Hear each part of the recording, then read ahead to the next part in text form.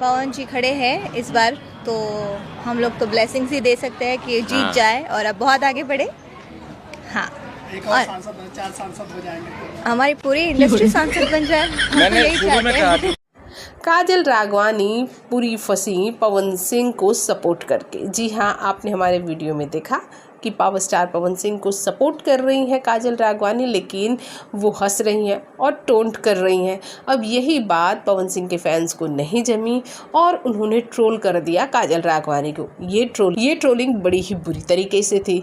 ये बात काजल राघवानी को भी अच्छी नहीं लगी, लेकिन वो जानती हैं पवन सिंह के फैंस से भिड़ना यानी कि खुद के मुंह पर अपने हाथों से ही थप्पड़ मारना होता है।